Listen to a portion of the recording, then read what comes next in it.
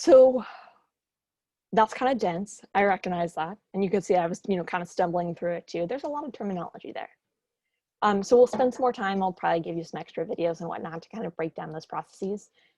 You don't need to know a ton of that detail, but I think getting an overall handle of what happens is a good idea. But now we're going to get into more of the fun things, or the optical illusions that I like.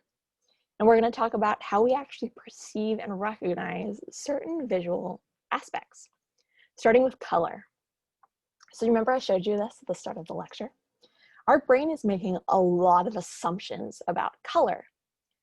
We use a lot of information around us to make educated guesses and fill in gaps and fill in vague information.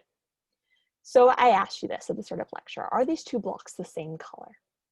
I'm guessing you said no, like obviously the top block is dark gray, the bottom block is white, right?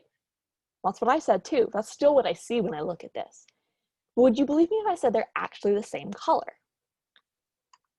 If I block out that center section, and I promise I didn't change this image at all, I just blocked the middle, it becomes easier to notice that those are the same shade of gray. So what's happening? Our visual system is using information in the environment. It's using our experience with shadows to make sense of this image. So we know, okay, it looks like this bottom image has a giant shadow cast on it. And we know that shadows tend to make things look darker than they are. So that must mean the real color here is lighter than we see. So our brain interprets this as white. But it's not.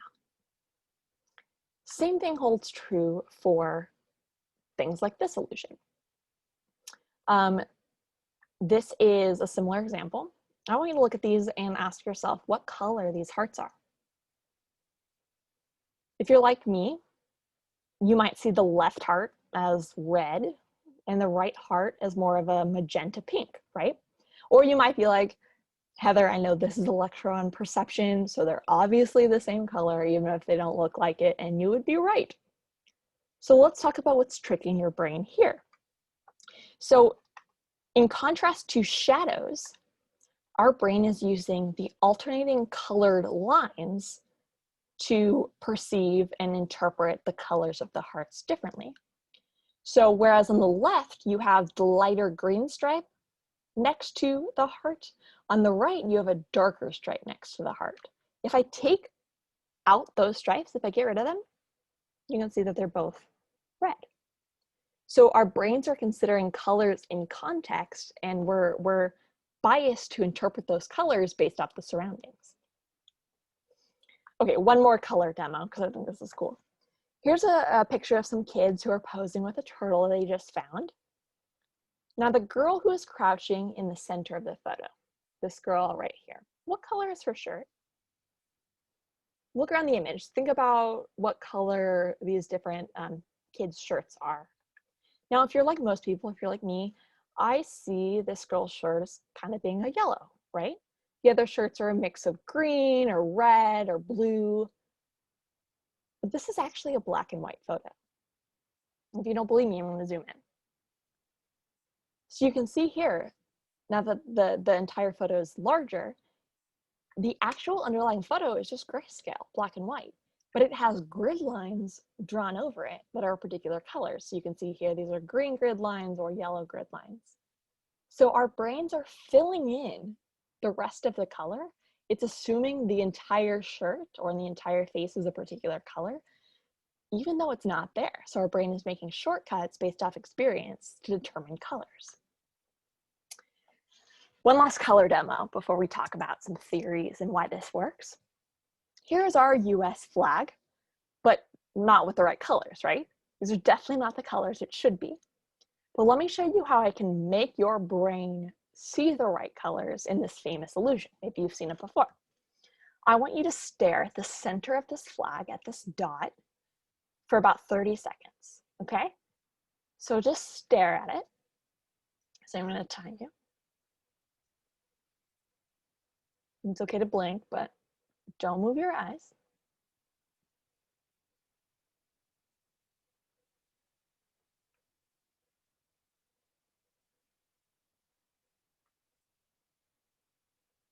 Do you see the regular colors? Do you see red, blue, and white like normal? Maybe if you blink, you can kind of bring it back, but it tends to fade pretty quickly, right? So what you're seeing right here, even though this is just a blank white slide, is what's called an after image effect. So an after image is where, even after the visual stimulus is taken away from you, you're still perceiving or kind of seeing color that's not actually there. So we're going to talk about one other color phenomenon before we get into how this happens. And that is the effect of color blindness. Maybe you yourself or you are or know someone who is colorblind. Hopefully those demos, worked for you, but if they don't, you might have some deficiencies in color perception. So it's most common in the colors of red and green. It occurs in about 7 to 10% of males, less common in females. And the reason why, you don't need to know this because it's not a genetics class, but fun fact, the inheritance of colorblindness happens to be X-linked. So because females have 2 X chromosomes and males only have 1, females kind of have 2 chances to have a normal copy of this color gene, whereas males only get 1 chance. So that's why it's a more common occurrence in males than it is in females. But the way that the color blindness kind of happens is when you have some sort of cone that's not really functioning properly. So here's an example of normal vision where you can kind of see all colors of the rainbow. And here's an example.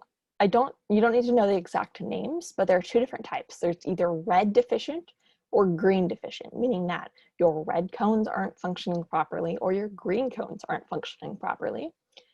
And this is kind of the image you see as a result. So one common way to kind of test color blindness you can see here. If you can see the number that is represented in this test, this is a famous Ishihara kind of color test. If you can make it out, that means your red and green cones are likely intact. Spoiler, it's a 6.